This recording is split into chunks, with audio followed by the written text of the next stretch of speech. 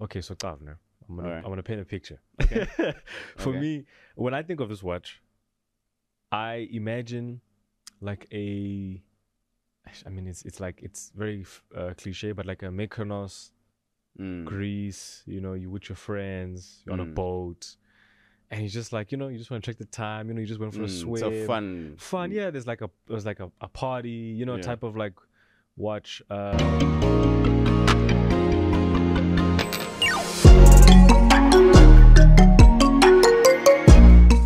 Hello, everyone, and welcome back to the Dial. Welcome, guys. Eish. I am Yanko, I'm Daniel. and you are? I'm Daniel. Yes, we missed you guys so much. Yeah, I know, guys. It's been a long week. I'm sorry. We're so sorry. It's not our fault. Yeah. Now we just had a lot of things that we had to take care of, Yeah. and exciting stuff, really cool stuff happened. Yeah. We'll let you guys know just now, but yeah, it's just glad to be back, man. Yeah. No, for sure, man. I actually realized that when we didn't, upload this week, I realized how much I actually missed recording. Bro, like Yeah. I was literally like, I remember, I think I called you. Oh no, you called me like midweek, Yeah. and we're just chatting. We're just like, hey, bro, like, are we like we're still recording? Are we this week, still? right? Yeah. Fully, like, Yeah. we No, are. we It's had like, to. okay, cool. We had to yeah. make sure that we followed up. But I mean, what did we do? Let's give them a sneak peek. What did we get up to? What did we do? It was first of all, it was great. Yeah. It was We really. saw things that we've never thought we'd see. Yeah, yeah. We goodness. met people we didn't think we'd meet. Yeah. We met quite a few watch experts. People who are on the ground, yeah? People who are on the ground, people who do this for a living, people who this is all they know. Yeah. And we had a very, very long conversation with a bunch of them throughout this our little hiatus, and we learned a lot. We saw things that maybe No. maybe we weren't supposed to Mere see. human, exactly. Yeah. But exciting stuff nonetheless, and it was. It's very hard actually to put into words, eh? I think the one word is humbling. Yes. Yeah. Very humbling to know that, or to see it firsthand that, okay, what we thought this was in our heads is not even close to what this really is about, and how far this industry really goes, and how deep and how rich it is. I mean, bro, we met someone who, off the cuff, bro, he would just tell you reference number, Boom. model, Boom. and then he pulls it out, Bro. and we're like, Dude, like, damn, like what? that's Yeah. crazy. Yeah. Something that you never thought you'd see, like, in your life, and it's just there, you know. No, like. I mean, you guys know, right? There's like certain pieces, certain pieces have, you have a very long waiting list and things of that nature, and it was just there, right there. Yeah. and it's like, oh, you are going to have to wait 10 years to actually to get this watch. And we saw a watch that you and I think we even spoke about after we had to come to terms that we'll never see it again. that we probably will never see it in person again. Yeah. Just by the very nature. And very unique watches, very special watches. And this was, all in our beautiful country as well. Yeah. So it was very, very surprising. One thing I really enjoyed about it is like you said, also going on your point, is how humbling it was, and how also they kind of, like, we always say this, that we're not watch experts. Far we're just from. guys that love talking about watches. Yeah. And I think one thing I really appreciated about the people that we spoke to is how nice they were, Bro, and they just took time to just explain things to us. I remember I asked questions about, is Rolex leaving? What does this mean? Yeah. And he actually explained it to you. Yeah. I won't explain it here, but I want them to come and explain it to us. Yeah. Yeah. Yeah, when we get them on eventually. Yeah. So for me, it was just so humbling how they took time to answer every question. And they also said, look, guys, you're on the right track. This is what you're missing. This is what you're not missing. So yeah, I mean, it felt really nice to be embraced by the actual watch community, like the actual people. Because it's very daunting walking to those stores, guys. Bro, Let's not even lie. fam, because Hey? like, because you don't, because you're like, Hey. I know I don't belong here. Yeah, you don't. And yet they treated us with respect. They treated us like normal Yeah. people. Yeah. They gave us an experience. Let's not forget that. And let's not forget that the real reason why we went there was not when we left. It was so impromptu, though, actually. Bro, we went there for one reason, short and sweet, just to, Yeah. if anything, to exchange pleasantries. Yes. Just to I say- think it's more of Yeah, that. it was just like, okay, you know, this is who we are, just to introduce ourselves because, again, who are we, right? Fam, we left that establishment wide-eyed like this. Wide-eyed. I came out like this. wide-eyed. We went to the coffee shop. We had to sit down. And we were like, bro, what just happened? It was It was beautiful. I know we're speaking in sort of like code, but Yeah. we will divulge. Eventually it will. yeah, eventually it will. Yeah. And when we have them over as guests, we'll properly now like explain the explain story. But and how we met and, Yeah. and that whole thing. so But it's not like we haven't been doing anything, guys. We've been working on Yeah. a lot of things. We've been visiting the real people Yeah. and seeing how we can improve this channel. and also connecting with them and also hearing from their side what they would like to see, you know, us being, you know, a new voice basically, in context of where we are and all of that, what they would like to see from, you know, the South African watch community. You know what I Exactly. mean?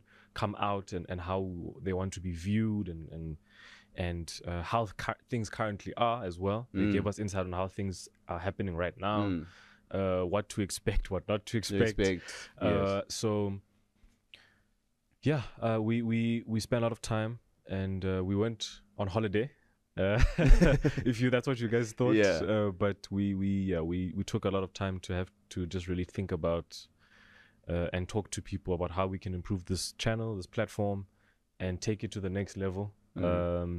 We've only been around for 2 months. We're very new to this, but we don't want we're not a fan of the stereotype, right? Because we already don't fit that stereotype. Yeah. So we want to push that even further and Breaking the mold. And fortunately we had the opportunity to meet these people that we've mentioned. So one day they will be guests, God willing, and we will be all of us will be entertained by their knowledge, their information, and their stories, man. And their stories.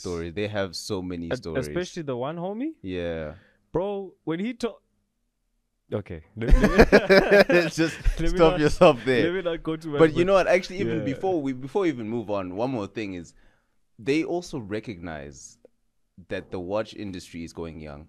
That's one thing we Yes. took out of there when we left. Yes, I mean the guys we spoke to were young. Yeah, they were young too. They Yeah, were yes, very young, very young. very very young. So, and experts like they've been in the game. They've seen it. I mean, bro, like a gentleman who, you know, young as well, being exposed to like FP Jean, for example, at such a young age. I mean, him telling us his story and that kind of thing. It's like that's a really, it's really, it kind of puts me at ease as well. A bit of heart to heart, guys, but at ease because I know that we're not the only ones, you know, and we never were the only ones. But I'm saying our demographic. Yeah. We are definitely not the only ones, and in fact, we have found pretty quickly that there are quite a few people who are in the same boat as us, you know, who are new, who want to learn, who want to see, who want to experience, and want to, you know, like how, you know, to get their hands on some of these beautiful timepieces, and it means, and also I learned that it means a lot to people. You know, there's a really big culture behind it. More than we thought, actually. More than we thought. You know, we knew, yes, you know, we know where it comes from. We understand the history somewhat, but the on the ground, the people, like the now, our people, it means something to a lot of people. It's like, no, you know, from I remember you said in another video, it's not about how expensive it is, it's about the value it brings to you as a person. And meeting people who say, dude, I had this watch, costs nothing, you can't even put a name on it, but it means so much to me that very event brought me to the point where you are sitting with me where you are right now, and I'm the expert. but this is my story, you know. So very, very humbling experiences we've had the past week. Very interesting, very exciting, of course. And yeah, let's see where. Well, you guys will see where our little break will take us. Well, break will take us. But yeah, man, and just say thanks to you guys for still sticking around. Yes. The videos were still getting engagement. People were still talking. People were still trying to give us their side of the story. Very we literally got a comment the other day where someone was like, I don't care about watches, so I'm not gonna watch your channel. But I don't know if you saw the comment, but it was something like, but if what was the requirement for being a host being good looking? Because I didn't get the memo. What? Bro, I didn't see the comment. I was like, damn, okay. All right. I mean, you said I don't care for what you guys are talking about, but damn. I was like, damn, okay. I was like, my ego's a bit strong. Yeah. Like, okay, cool. No, it's a flattering comment. Like, hey, thank you to whoever that was, and thanks for even just passing by and having a look. So we're glad that people are seeing us and we're growing, man. And just thanks to you guys for sticking around and showing love. Yeah, man. So let's get to the matter of this week. What are your favorite watches? I will go first. By the way, okay. So Sylvester Stallone made a big oopsie. Yeah, man. Patek and Sylvester Stallone, they're not happy with each other at the moment, especially Patek. Huh? Yeah, there's a bit of a battle going on through his actions. Exactly. So what happened? What we're talking about is Sylvester Stallone recently bought a Grandmaster chime. I think it was around 2 years ago. And he sold it, Patek Philippe on Grandmaster. Auction? Yes, exactly. On auction. On auction. For $5.4 million, which is around, I don't know, let's just say times 20. Yeah. So almost damn near almost 100 million. Yeah. Kind of vibe. Yeah. Damn near 100 million rand. Yeah. Type watch. Yeah. Crazy. And it's a very vintage Patek Philippe. It's called the Patek Philippe Grandmaster chime. Before I go into what actually happened and the reactions, I'll just give you like a brief description of the Grandmaster chime. So the Patek Philippe Grandmaster chime is the most complicated Patek Philippe wristwatch ever made, and it boasts 20 complications. Oh my goodness! Inside just one watch. It has a reversible case and 2 independent dials and 6 patented innovations. So patented means only Patek Philippe owns that invention. The development, production, and assembly process covers 100,000 hours. So it takes 100,000 hours to actually complete the watch. Okay. Can you imagine how long 100,000 hours is? I don't even know how long. Okay, so now just that information alone. Yeah. Something so meticulous, something almost perfect, being sold at an auction. That's why would you sell a watch like that? I don't know. It's very hard to say, but I mean, people are saying that, he bought the watch, he can do whatever he wants with it, which also explains why Patek aren't really happy with him, because, and you can also understand it from the side of Patek as well, because I mean, this took a lot of bro. You just had 100,000 hours. Imagine the people that worked on it. Imagine the amount of sweat, blood, tears, bro, like mistakes, having to redo things again, iterations over and over again for someone to own such a special timepiece to then sell it on auction. I can imagine to say, is like maybe, I can't speak for Patek obviously, but then their reaction, I would assume, would be something along the lines of like, oh well, so you really don't care. Yeah, because we literally spent our life on this, essentially. And they make one per year, I'm told.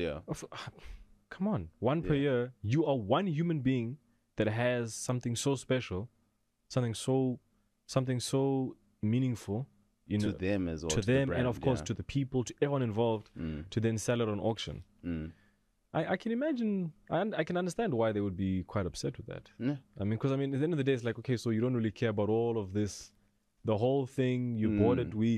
I can imagine for you to own that Patek. You know, you get the whole experience. You get told what it's about. You get shown the history. You get, you know, you get Probably meet the CEO. You get the whole experience. Yeah. I'm sure. I mean, it's such a special thing for you then just be like, thank you so much. I'm one of less than 100 people probably to ever own this watch type of thing, and I'm gonna sell it on auction. Yeah. So I mean, it's look, I feel for Patek. I know some people are like, well, like I said, it's his watch, he can do whatever he wants, but you also kind of have to think of it from the watch maker's side, you know. Think about also how they feel. So I of course I did more research on this, and I went on the Houdinki website, and I found an article about it. Of course. Shout out to Anthony Trainer from Houdinki, our friends at Houdinki, always coming through with the most beautiful articles. Concise. Exactly. So basically, what happens is now that he sold the watch, how Patek Philippe apparently keeps up with it, according to this article, it means that in fact, he asks a question in the article, and it says, does selling a watch 2+ years after acquiring it mean that Sylvester Stallone is forever marked with the scarlet letter F? And F stands for flipper. So he's asking like a rhetorical question. Because now he sold it, and now Patek Philippe knows that he sold it. Are they going to label him as, okay, you're just a flipper? And it says that it's likely that he will never ever buy a new Patek again. They won't sell it to him. They will not sell a Patek again, according to this article. Wow. They will never sell it to him again. So he's basically got like a blacklist, like a mark against the name. For $5.4 million. Yeah. I mean, don't get me wrong, guys. That's an insane amount of money. Insane amount of money. But I mean, dude, you're Sylvester Stallone. Like, you don't need that money. Yeah. I would think. Yeah, I don't think you need an extra 5.4. I mean, I understand this whole dynamic of like watches are just now a lot of the time are like investment pieces. People will buy a watch to sell it eventually. I know that that's a thing. It's been a thing for a long time. But again, maybe because I'm the type of person where if I was given the opportunity to own such a unique timepiece, because for me, I care more about the value that it means. For me, you know, maybe it's a milestone, maybe it's an achievement, maybe it's a simply just acknowledging the craftsmanship to the point where I wouldn't sell it. Like especially 2 years after. You know, maybe if I'm like, you know, 80 type of thing. But it's a kind of watch you give to your kids, man. Honestly. Bro, like, you know what I mean? Like, there's something. That's a legacy kind of watch. Like, and again, one a year. So I can, dude, he's got a watch that it's got, it's the only watch that has that year on it. On the paper, it's got that year. It's got that number. It's got that. It's the only one. It's got so much significance. I can imagine them to be quite upset. Well, clearly they're furious to the point where they might not ever sell him any Patek again. It looks like they're not. And in fact, even behind the scenes, you're asking me why. Yeah, I'm like, why would you do that? I mean, I can only speak for myself, but I mean, $5.4 million is not worth a watch that took 100,000 hours to make. I'm sorry. For me personally. Yes, you guys can agree, disagree. Hey, like you were saying, and you have a good point. It's his watch. He bought it. He can do what he wants with it. What he wants with it. He forked the millions to buy it, he wants... Fair enough. Yeah. He flipped the watch. He did. Yeah. He flipped the watch, sold on auction, 5.4. And hopefully the new owner... Well... Yeah. I guess maybe the next... the new owner keeps it. Yeah. It's not good for Grandmaster Champion just to be sold like that. I mean, also, bro, like... It's not like your everyday kind of watch that you can just... I mean, it's not a daily. For sure, it's not a daily. But it's kind of sad. It kind of makes me sad that, damn, like, okay. You just sold. Yeah, because you have to, also, guys, you have to think about it from your perspective. Let's say you make something that you're proud of, right? Let's say, for example, like, you make something that you're proud of and you sell it to somebody that you've always admired. And it took you literally a year to make this one thing for this one person. Yeah. and then that person just, I don't know, he just kind of like, oh, okay, I can just make money off of this, instead of saying, hey, I really appreciate it, I'm gonna keep it forever because I know how hard you worked. I'm gonna make sure that this stays with me, and I recognize that. I'm not saying Sylvester Stallone didn't recognize. Of course, he probably did, but it's personal. That's why Patek is taking this so personal. That's why it's like, I'm never gonna say your watch again because you don't appreciate me. Yeah. So just that's how I feel, I guess. I agree with you, man. I think the feelings are valid. Yeah. And also in the same vein, I guess I have to say, like, it is his watch. I guess he had every right to do what he wanted with it. To do, yeah. But again, we're not saying he's wrong, guys. We're not saying he's wrong. I'm not saying he's wrong, but let's just say, speak for myself, I wouldn't do that. Yeah. Something that I know what it took to then sell it, I would. It would take. Of course, I mean, I'm not saying you can't sell your watch at any time, but I'm saying for me to sell that watch, it would have to be like like an absolutely abnormal amount, like request, like someone begging, like it has to be something so different where I'm like, okay, maybe this watch is actually worth this. I don't think it's worth 5.4. Plus, we don't know full context. We don't know Sylvester Stallone, so maybe he might be like, guys, you don't know the full context. But I mean, that's all we're getting from the article. But that's what I wanted to share. Damn. You? What's your favorite? My favorite. So actually, I saw that Seiko. Hello, Seiko. They won an award recently. Okay. For a new Seiko Prospects. Okay. On the International Forum of Design, I believe, awards. IF Design. I stumbled across it. I'm a follower of this. They're not sponsor guys. I'm just saying they're a great platform for creative people, designers. You get to see what's winning, what's industry experts are saying, and in the watches and jewelry category, they won an award. Okay. And then they actually posted on their social media as well. Recently, literally, I think it was 2-3 days ago. So the watch that won was the new Prospect speed timer. Okay. I can show you a picture now. I always love a good Prospects. It's beautiful. It's really nice. Oh, very multicolored. Yeah. Red, green. Not green. Sorry. Red, blue. Yeah. No. I mean the Seiko Prospects, or I like to call it the Seiko X. Just. Yeah. Yeah. It's a very nicely designed watch. Very nice designed watch, And so my favorite one, they won the Prospect Speed Timer one, but the one I like is the Speed Timer with the reference SSC 947, the one I just showed you, with a tachymeter complication function, with a movement caliber V192 with a solar movement, right? Solar movement, I mean precision plus or minus 15 seconds per month, very accurate. Power reserve, it will, when it's fully charged, it will operate at for 6 months, clean.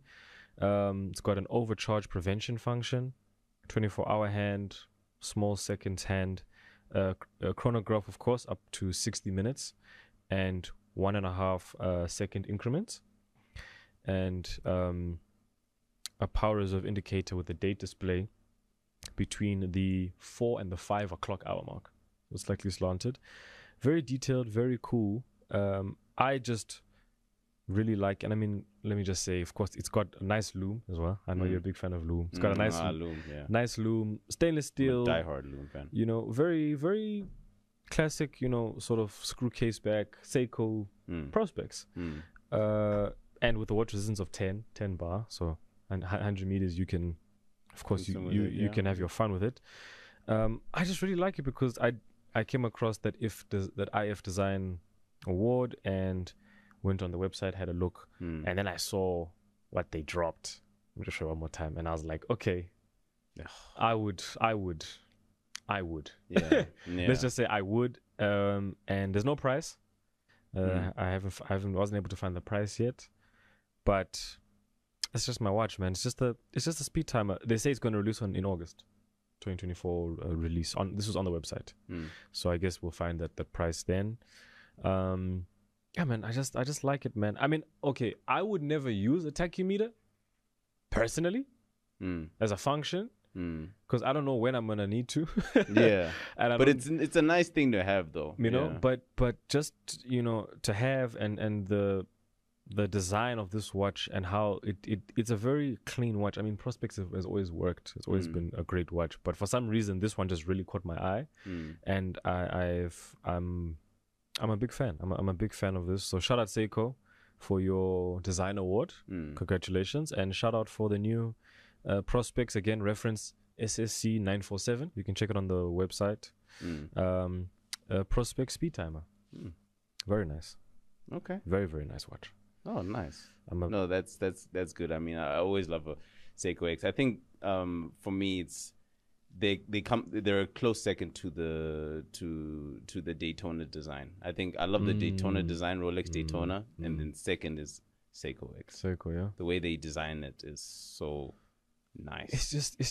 It's one of those. I personally think I don't think no one dislikes it.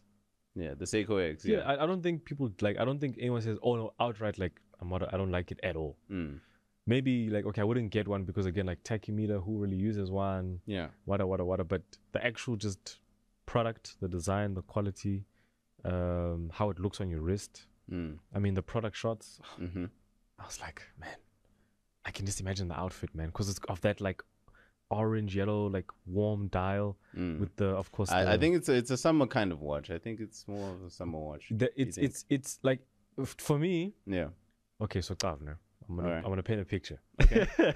For me, when I think of this watch, I imagine like I mean, it's like it's very cliche, but like a Mykonos, Greece. You know, you with your friends, you're on a boat, and you just like you just want to check the time. You know, you just went for a swim. It's a fun. Yeah, there's like a party. Type of like watch. It definitely gives me that vibe where when I think of that watch, I imagine myself in that kind of environment. And I mean, yeah, Seiko, of course, make brilliant watches always. Maybe not always, but they make brilliant watches nonetheless. And yeah, man, I do like also the Seiko, like the Sport. Like the Sport 5 I mentioned. Sport 5, yeah. I remember I mentioned this long ago. I think it's the is it SKX or the something one, like that. Yeah, with the orange and black dial is one that I really, really like. Seiko 5. Seiko 5 personally. It's a watch that I hope to own one day for sure. Yeah. I do really like it. But that was my dream watch for a while until I realized I couldn't afford it. Yet. Yeah, yet. Well, yet. I'm still pushing. But I mean, hey, again, that's my watch. Men's watch. Shout out to Seiko. Yeah. Again for the award and for the new Prospex line. Yeah. Edition. And yeah, I'd imagine the price would be.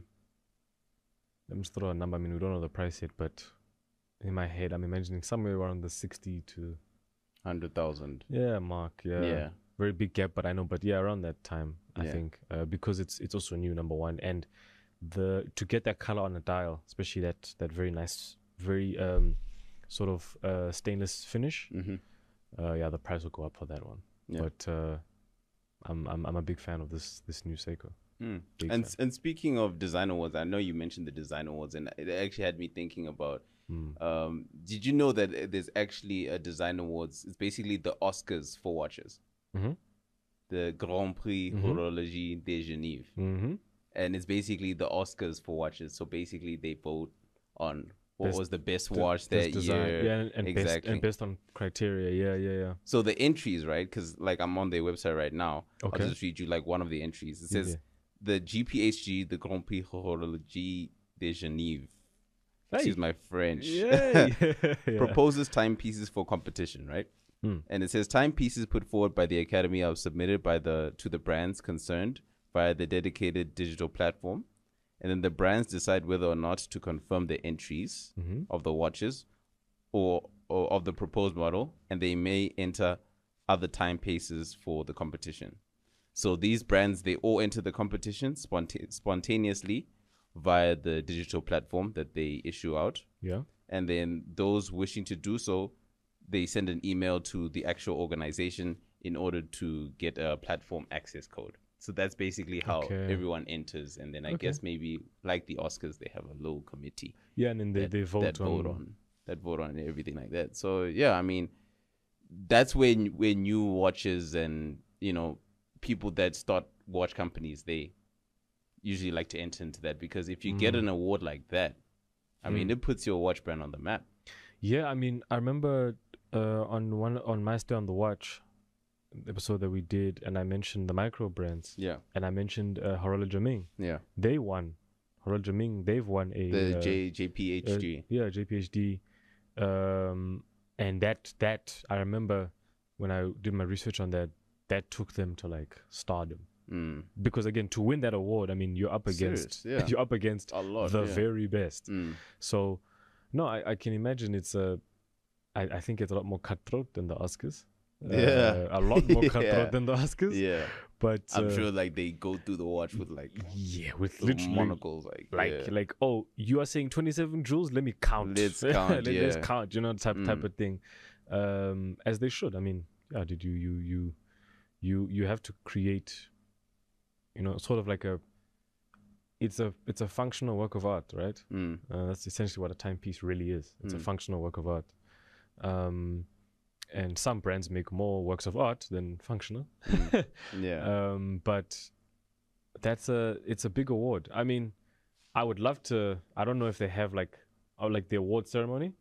I'd love to go. I would love to go. I'd love to go just to be like, I mean, just to be there, just be like, okay, this is what it feels like to be, you know, at such a prestigious event. Yeah, who knows? One day. Hey, never say never, bro. One day, bro. Never say never. That's one thing I learned about last week. Never say never. Listen, bro. Never say never, bro. Literally never say never. Yeah. But I mean, anyway, guys, that's all for today's episode. Yeah, man. Thanks for coming back to catch up with us for episodes 7 of The Dial. But I can tell it's been a while. I'm kind of like it's a bit surreal. You know, I still have to lock in. You know what I mean? But like, But don't worry, guys. We're back full force, and hopefully, the next time we have to take care of business, we will have what we plan to have. Yeah. So that for sure, you guys are not left wondering where we are. Oh, did they? Yeah. What happened? Yeah. You know, I remember when you put on the story, hey, sorry guys, video. There won't be no video out today. Yeah. Bro, I got DM'd, bro. Really? They're like, what's going on? Is everything okay? What's happening? Why is there no episode? I was waiting. So I was like, I got my popcorn ready. I was like, wow. That's so crazy, man. Okay, so people care. Yeah, okay, that's good. No, people care. I remember I got a few messages, and some people were like genuinely concerned, like, okay, but like, are you fine? Like, is there a reason why you're not recording? I'm like, no, guys, we have to do what we have to do. Yeah. But we're back. Full force, and don't forget to subscribe to our YouTube channel. Comment, please comment. If you wanna come say hi, say hi. Say hi, say bye. Joking, please don't leave. But yeah, we follow us on LinkedIn. Oh yes. Article. We dropped a newsletter. See, yes. I forgot something. Yeah. We dropped a newsletter, guys. We have a great team of writers, and we just shout out to the writers. Shout out to the writers. You know who you are. And we released our newsletter, the Dial newsletter, only on LinkedIn for now. It is our infographic newsletter where we talk about new releases of watches and in-depth knowledge analysis. You know. Sort of on pocket, so you guys can access for free. You guys can download them, keep them, share. Follow us on LinkedIn at the Dial Watch Club. Follow us on Instagram, the Dial Watch Club. Follow us on TikTok, the Dial Watch Club.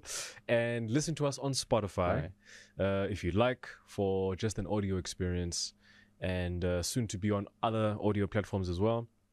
And that's been us, episode 7. Yeah. Great to see you again, my friend. Yeah. It's good to be back, guys. Yeah. But it's good to be back locked in. Huh? Locked in, and never forget to Stay on the watch.